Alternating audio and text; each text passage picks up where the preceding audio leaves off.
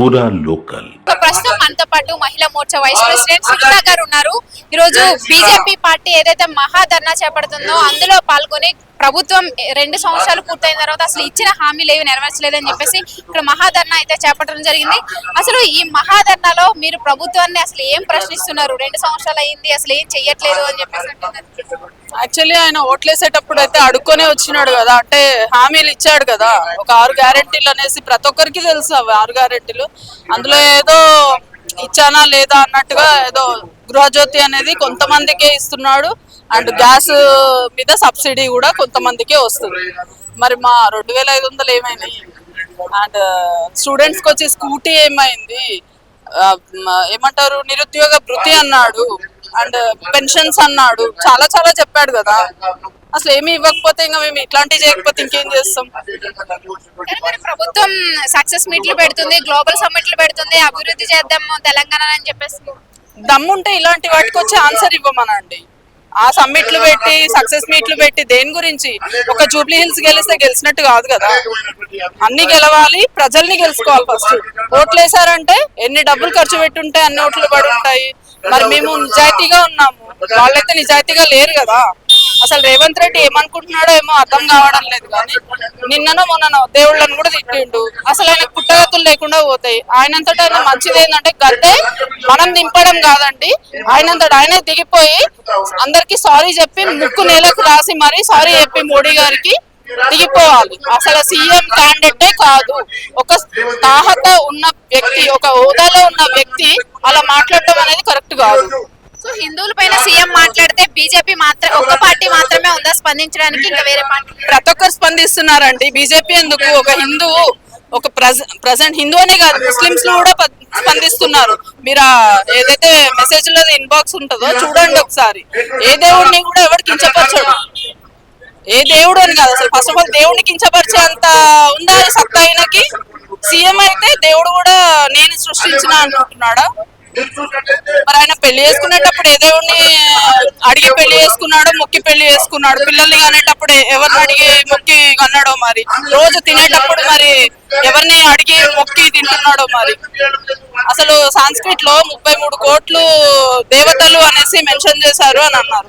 అది రియల్ గా చెప్పాలంటే సాంస్క్రిట్ లో అది 33 కోట్ల టైప్స్ లో మనము దేవుణ్ణి కొలుస్తాము, అంతేగాని అసలు ఫస్ట్ ఆఫ్ ఆల్ ఆడు హిందూకి పుట్టాడా, మజ్లిస్ కి పుట్టాడా, ఎవరికి పుట్టాడో వానికే డౌట్. సో ఇంకొకటి ఏదైతే హిల్ట్ పాలసీ తీసుకొచ్చారో, అలాగే జిహెచ్ఎంసీ విలీనాన్ని బీజేపీ పార్టీ ఎందుకు వ్యతిరేకిస్తుంది?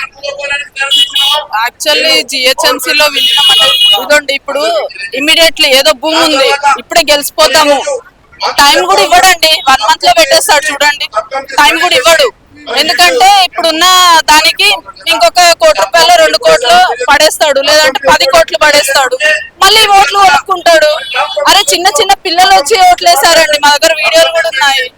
అసలు చిన్న చిన్న పిల్లలు బుర్కాలు వేసుకొని వచ్చి ఓట్లు వేయడం అంటే 10 మైనర్ పిల్లలు కూడా వచ్చి ఓట్లు వేస్తారంటే వీళ్ళకి ఎంత సిగ్గుమాలిన సంస్థ. ఎలక్షన్స్ లో చిన్న చిన్న పిల్లలు వచ్చి ఓట్లు వేసారు అంటే ఎన్ని ఓట్లు వీళ్ళు ఎట్లా కన్వర్ట్ చేసుకొని ఉంటారు? అంటే అట్లాంటి పిచ్చి థాట్ వచ్చింది, అట్లాంటి దొంగ బుద్ధి వచ్చిందంటే దొంగలకే దొంగ తీసుకుపోయి రాష్ట్రాన్ని చేతిలో పెట్టారు. ఇంకా వాడు ఏం చేస్తాడో అంతే, ప్రజలే ఆలోచించాలి.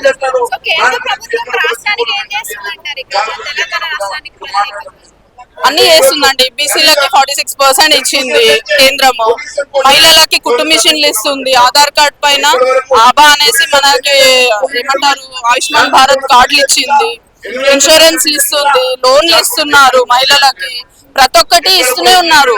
ఆల్మోస్ట్ 7500 స్కీమ్లు ఉన్నాయి. అన్ని చెప్పుకుంటూ పోతే అసలు రోజు కాదు కదా, 1 week కూడా సరిపోదు దాని గురించి డిస్క్రిప్షన్ ఇవ్వడానికి. కానీ బేటీ బచావ్ బేటీ పడావ్ అనేసి ఆడపిల్లలని ఎంత సంరక్షణతోనే ఇప్పుడు మేము ఇట్లా తిరుగుతున్నామంటే అది మోడీదయనే కదండి, కేంద్ర ప్రభుత్వందే కదా దయా. ఇట్లాంటి చెత్త చూడండి. ఇప్పుడు 2 days బ్యాక్ అనుకుంటా 1000 కోట్ల మద్యపానం సేల్ అయిందనేసి ఇన్ఫర్మేషన్ వచ్చింది. అంటే ఏం చేస్తున్నాడండి? వైన్ షాపులు పెంచుతున్నాడా? కరెక్ట్ కాదు కదా. సో కానీ అంటే కాంగ్రెస్ ప్రభుత్వం అంటుంది 42% బీసీలకు రిజర్వేషన్ రాకపోవడానికి కేంద్రంలో చేసిన ఈ యొక్క నిర్లక్ష్యం వల్ల. కేంద్ర ప్రభుత్వం ఇచ్చేది మొత్తం మేము రాష్ట్రం మేమే ఇస్తున్నాం అని ఆయన ఒక గప్ప కొట్టుకుంటున్నాడు అంతే. కానీ నిజంగా చెప్పాలంటే రేషన్ షాప్లలో ఇచ్చేది ఆల్మోస్ట్ 80% కేంద్ర ప్రభుత్వం. నువ్వు ఇచ్చే 20% దానికి అంత నాదే అని ఎట్లా చెప్పుకుంటావు? ఇటెట్రా అంటే ఇల్లంతా నాదే అనుకుంటారా? కాదు కదా అట్లా.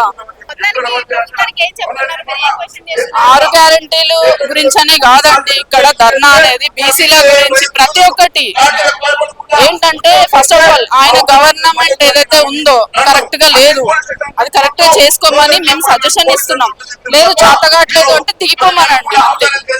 డైరెక్ట్ ఆయన రాజీనామా చేసి దేవుడు ఏ దేవుడిని అయితే తిట్టాడో ఆ దేవుళ్ళ దగ్గరికి పోయి మొక్కులు తీసుకోమనండి, అప్పుడన్నా సెట్ అవుతుంది.